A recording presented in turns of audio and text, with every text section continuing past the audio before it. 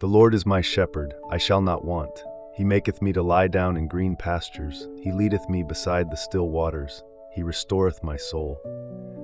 3 verbs the shepherd will not stop doing. Tonight we ask what it means to be restored, not once, but every day. Welcome back to CrossAIHub. Last night in episode 12, we asked how to walk by the lamp that does not flicker, when a brighter and nearer light flickers beside it every hour. Tonight we ask what happens when the foot, even by lamplight, has wandered. The 23rd Psalm names a shepherd whose work is not to keep us from wandering, but to bring us back. The discipline of return is the quiet heart of the Christian life, and the most needed habit in a season that has taught the mind to drift faster than it has ever drifted before. The 23rd Psalm, in its first 3 verses, gives us a chain of action verbs that have one subject and one object.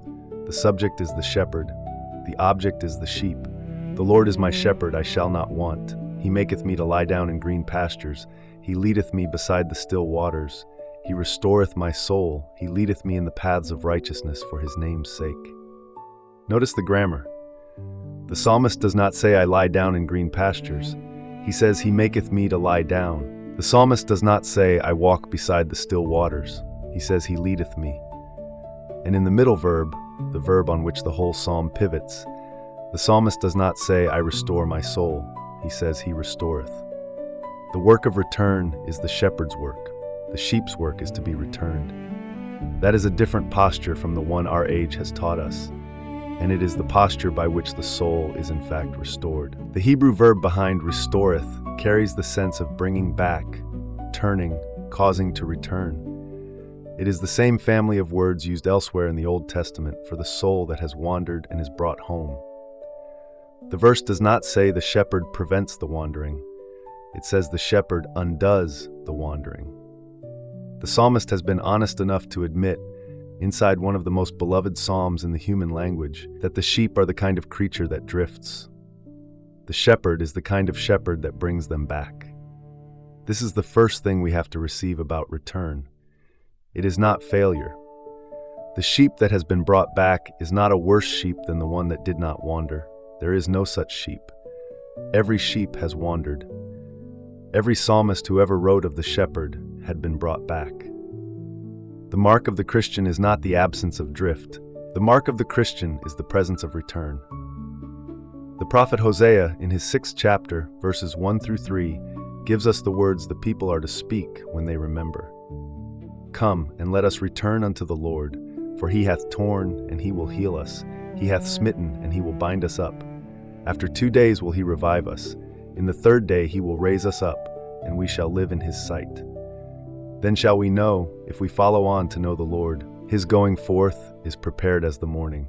3 things the prophet teaches the people who are returning. Come, the first word. Movement before speech. Let us return, a plural verb, a community of the brought back, not a solitary penitent in a corner. And we shall know if we follow on to know, the promise that return is not a single act but an extension of knowing. The morning that the prophet names is prepared. It is already on its way. The sheep that turns toward the morning is walking, even before the light is full, in the direction of light that is already coming. So the shepherd restoreth. The prophet calls the people to return. And every wandering, large, small, slow, sudden, has the same remedy, the same shepherd, the same path back, the same morning that has already been prepared by a hand that has not slept. Before we ask how the shepherd brings the soul back, we should say plainly what the soul in this age drifts toward. There are 3 drifts the careful Christian will name in the season we are in, and all 3 are slow. The first is attention drift. The mind, fed every quarter hour with a new and small and bright thing, learns to expect a new and small and bright thing every quarter hour. The chapter of Scripture that asks for 30 unbroken minutes finds a mind that has been trained by 10,000 small bright things to last about 90 seconds. The drift is not toward sin. The drift is toward unable. The mind that cannot sit still cannot be still and know that he is God. The second is doctrinal drift. The reader who, for a year, has taken his small theological questions to a model that answers smoothly and quickly begins, without noticing, to receive his theology in the cadence of the model. The cadence is plausible, The cadence is gentle. The cadence avoids the corners of Scripture that hurt. And one quiet year of that cadence, without a counterbalance from the older book and the older counselors, has moved a soul a long way from where it started. The third is affection drift. And the third is the hardest to see because it does not announce itself in the mind. It announces itself in the chest. The Christian who used to love the morning chapter notices one morning that he has not loved it for a season. The Christian who used to weep at certain hymns notices that he has not wept for a year. Nothing has been denied. Nothing has been argued against. The fire has merely cooled, slowly, almost gently, the way a room cools when the door has been left open to a long night. The Lord, by the pen of John on Patmos, writes to the church at Ephesus in the 2nd chapter of Revelation, verses 4 and 5. Nevertheless, I have somewhat against thee, because thou hast left thy first love.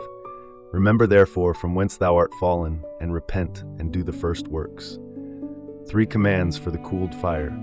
Remember, repent, do the first works. The cure for affection drift is not a feeling. The cure is a return, to memory, to confession, and to the small obedient practice that the love in its first season used to run on naturally. The prophet Isaiah, in his 30th chapter, verse 15, gives the strategy for a wandering people in a noisy age. For thus saith the Lord God, the Holy One of Israel, in returning and rest shall ye be saved, in quietness and in confidence shall be your strength, and ye would not. 4 words, returning, rest, quietness, confidence, and then a 5th, mournful word, and ye would not. The prophet names the cure and grieves the refusal in the same breath. The cure is not new. It is the oldest cure. It is the cure the busy generation will refuse, and the cure the returning soul will rediscover. The wisdom of the verse for the season we are in is that the 4 cures are the same cure, said 4 ways. To return is to rest. To be quiet is to be confident. To stop the drifting is to be saved from the drifting. The model that fills every minute of the day is not the enemy. The minute that has no return in it is the enemy. The Christian who has not stopped today to come back to the shepherd has not yet allowed the shepherd to be the shepherd of today. So 3 drifts: attention, doctrine, affection, and 1 scripture-given strategy: return, rest, quietness, confidence. The strategy is older than the drifts. The strategy will outlast them. Pause for a moment. Ask 1 quiet question. Of the 3 drifts, attention, doctrine, affection, which one has crept closest in the last month to your own bench? Do not answer it to the room. Answer it in the chest. The shepherd is not asking in order to accuse. He is asking in order to come and find. The Lord Jesus in the Gospel of Luke, chapter 15, verses 11 through 32, gives us the longest parable in the New Testament about return. The younger son takes the inheritance, travels into a far country, and wastes it. He ends in the field of swine. And then comes the sentence on which the whole parable turns. And when he came to himself, he said, "How many hired servants of my father's have bread enough and spare, and I perish with hunger? I will arise and go to my father." The parable does not begin the return at the gate of the father's house. It begins the return in the field of swine. At the first quiet sentence, the prodigal said to himself, "I will arise and go." The first step home is taken inside the head in the moment the soul admits it is no longer where it was meant to be. The legs follow. The road is long, but the return began with 1 sentence, said quietly, in a field that had no audience. And the father, the parable tells us, saw him a great way off, because the father had been looking down the road all along. The wisdom of the parable, for our purposes, is that the return is short on the inside and long on the outside. The decision is a sentence. The journey is a road. And the parable wants us to know that no one who has said the sentence has ever been left to walk the road alone. The Father is already running. 3 small habits. If you would like the verb restoreth to be a verb that describes your week, and not only a verb that lives in a famous psalm. The first is the morning sentence. Before the day begins, say 1 sentence aloud, the prodigal's sentence, in your own words. I will arise and go to my father. It is not a confession of failure. It is the orientation of a day. The soul that has set its face homeward at sunrise will spend the day's small drifts on a short tether. The soul that has not has spent the day's small drifts on no tether at all. The second is the short return. Through the day, When the mind notices it has wandered from the chapter, from the prayer, from the duty, from the love, do not wait until evening to come back. Come back now. One breath, one sentence. Lord, here I am again. The shepherd is not embarrassed by the frequency of return. The shepherd is the shepherd because of it. A day with 30 short returns is a day in which the soul has been led 30 times back to the still waters. The third is the evening review. Before sleep, ask one question. Where did I drift today, and where was I brought back? Not as accounting, as gratitude. The point is not to catalog the drifts. The point is to notice the shepherd.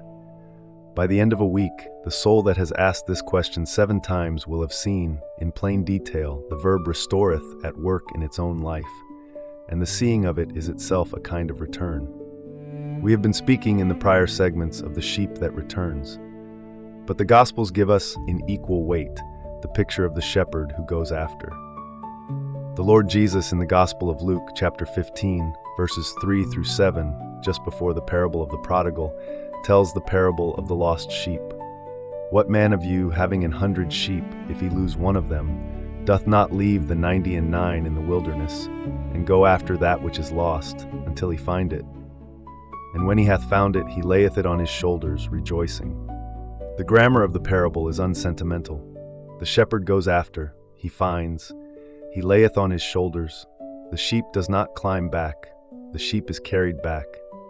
And the shepherd's joy is named in advance, not because the sheep performed any feat, but because the shepherd has done his work and found the one. This is the verb behind restoreth in Psalm 23.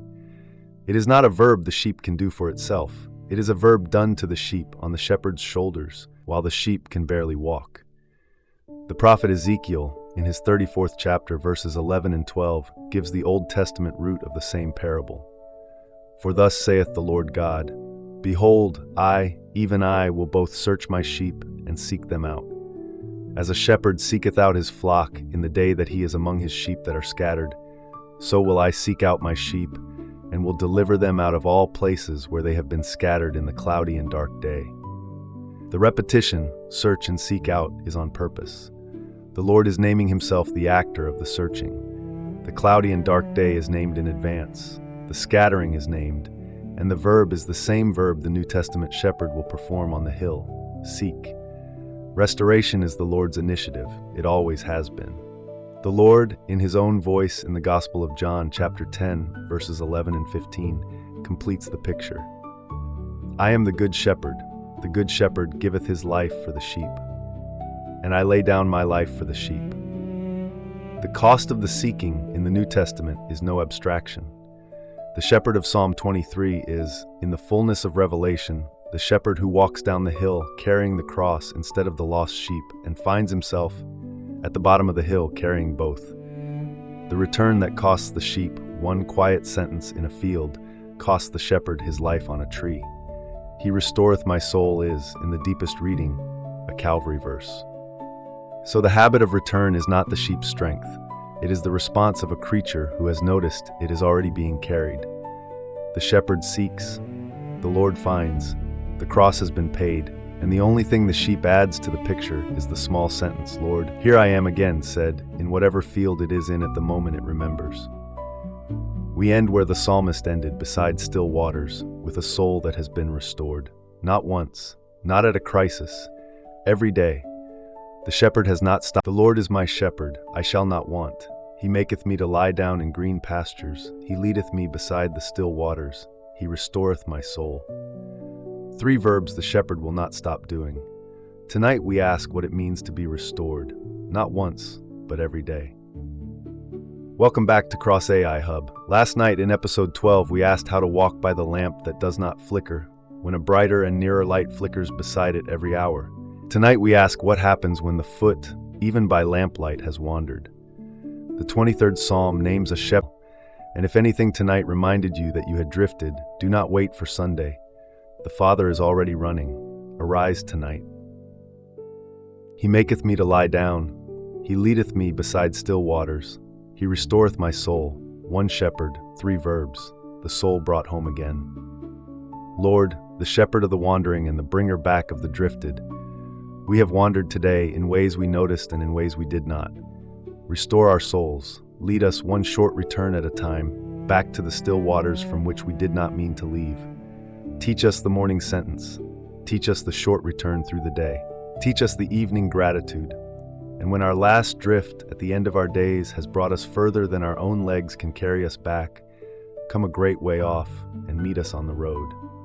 We ask this in the name of Jesus Christ, the Good Shepherd. Amen. Tomorrow on CrossAIHub, the first chapter of the Gospel of John, and the man who came to bear witness of the light. What does it mean to point to a light we did not light? In an age that has confused the pointer with the light, the witness, the dignity of pointing, the freedom of decreasing, the peace of Christ to you.